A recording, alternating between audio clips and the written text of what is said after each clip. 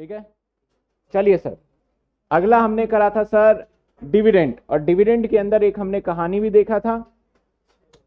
एक शब्द आता है अनक्लेम्ड डिविडेंड।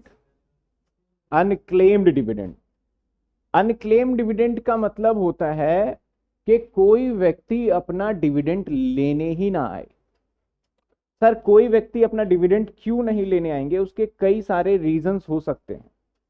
मान लेते हैं एक व्यक्ति ने शेयर्स लिया और वो परमानेंटली, मान लेते हैं कि शेयर्स लेने के बाद, वैसे अब ऐसा होता नहीं है कि अपना डिविडेंड ना लेने आए, क्योंकि हर कोई शेयर खरीदते टाइम पे अपना अकाउंट नंबर देता है।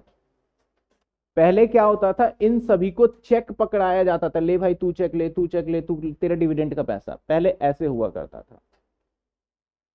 तो पहले इस तरीके से डिविडेंड बांटा जाता था, लेकिन अब जब शेयर्स खरीदते हैं ना, तो उस टाइम पे हमें पहले ही अकाउंट नंबर वगैरह दे दिया जाता है, और जितना शेयर होता है ऑटोमेटिक उसके अकाउंट में हम भेज देते हैं।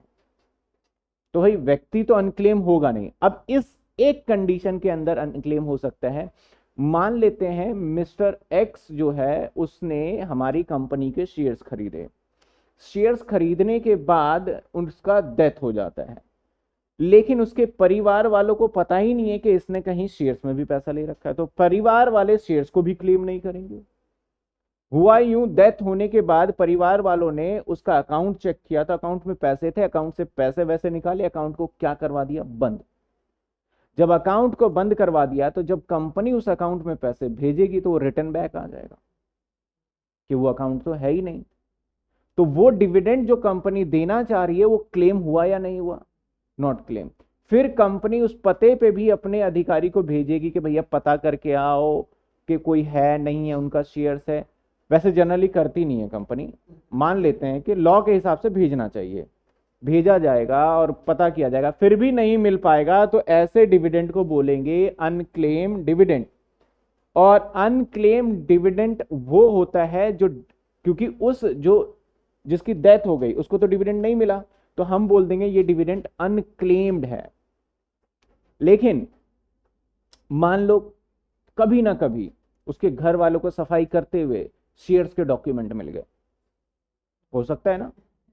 अब शेयर्स के डॉक्यूमेंट मिल गए, तो वो दौड़ा दौड़ा जाएगा कंपनी के पास, भाई हमारे फैमिली मेंबर ने, हमारे हस्बैंड ने, हमारे बेटे ने भाई शेयर्स खरीदे थे 1 करोड़ रुपए के, अब इसके ऊपर डिविडेंड भी होगा और इसका हमें बेचना भी है, आ जाएंगे वापस।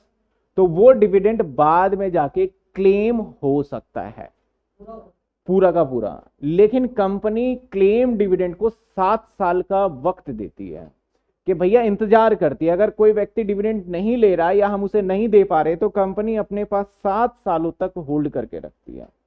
7 साल तक भी नहीं मांगने आएगा तो वो समझ जाती है कि अब ये मांगने नहीं आएगा, और वो डिविडेंड का पैसा वो इन्वेस्टर, इन्वेस्टर जो प्रोटेक्शन प्लान होता है, या फिर इन्वेस्टर को जो एजुकेट, सेबी के पास, SEBI time to time investor को एडुकेट करती है, समझाती है, उस वेलफेयर फंड के अंदर डाल देती है जाके वो 7 साल का, मतलब कंपनी अपने पास रखेगी नहीं, उस डिविडेंड के पैसे को 7 साल के बाद वहां डिपॉजिट करवा देती है।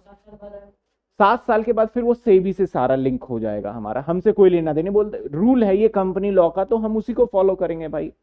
तो ऐसे सिचुएशन में वहां चला जाता है। तो हमें इतना लंबा नहीं जाना, हमें बस एक कॉन्सेप्ट समझा कि what is the unclaim dividend, और ये अनक्लेम डिविडेंड का क्या रहता है। सर अनक्लेम डिविडेंड और आउटस्टैंडिंग इंटरेस्ट का बिल्कुल कहानी सेम है।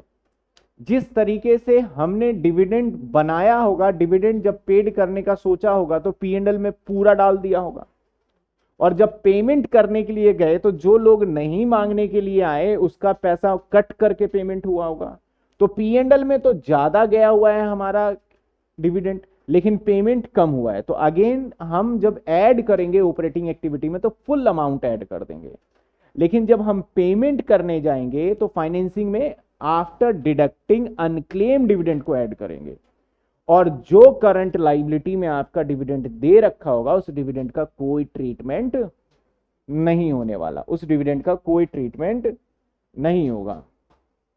तो सर डिविडेंड का एक और part unclaim dividend. Unclaim dividend, unclaim dividend sir इसका नंबर चेंज कर दो। कहाँ गए भाई साहब, नंबर 6 कर देते हैं।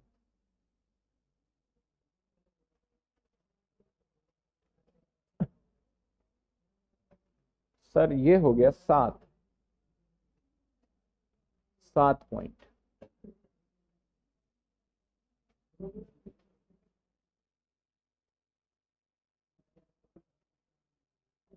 अगेन अनक्लेम डिविडेंड,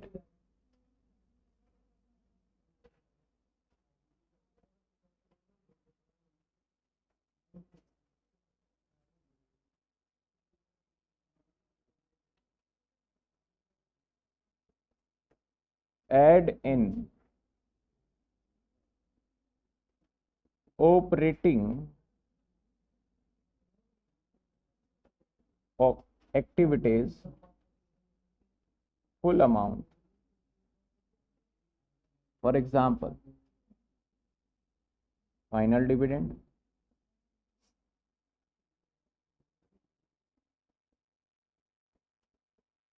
or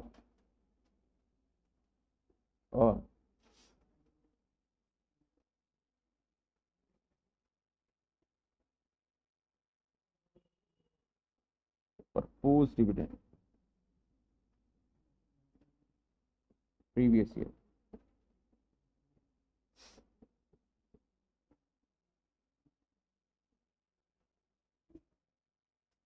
एक ना डिविडेंड बताते बताते एक डिक्लेयर डिविडेंड भी आता है, डिक्लेयर डिविडेंड। तो एक होता है परपोज कि हमने बताया, और अगर आप एग्री कर देते हो ना, हाँ सर हाँ डिविडेंड दे दिया जाए, तो उसे फाइनल भी बोल देते हैं और उसको डिक्लेयर डिविडेंड भी बोलते हैं। तो कई बार एग्जाम में देखने को आएगा आपको डिक्लेयर डिविडेंड, तो वो ध्यान रखना है, लेस हो जाएगा from financing activity after deducting unclaimed dividend, after deducting unclaimed dividend. Note, in case in this situation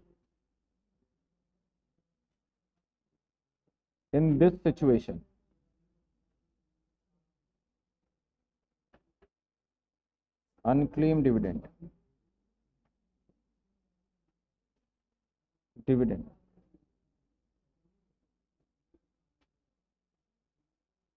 show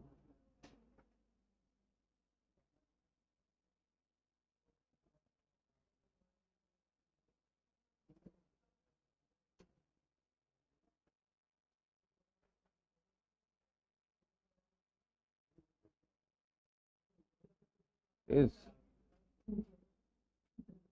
current liability, but no treatment in cash flow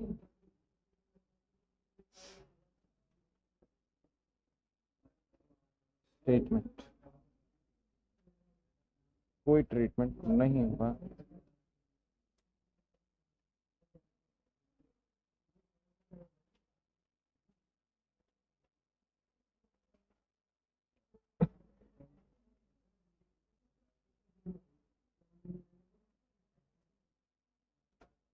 चलिए सर, ये थी बात हमारी अनक्लेम डिविडेंड का।